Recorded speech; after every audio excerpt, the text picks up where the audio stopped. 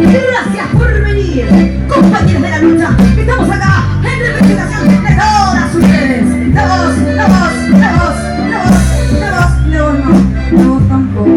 Ahora no puede ser, sí, porque hubo un pasado oscuro, pero con nosotras habrá un futuro maravilloso. Sean pacientes y sobre todo no tengan miedo.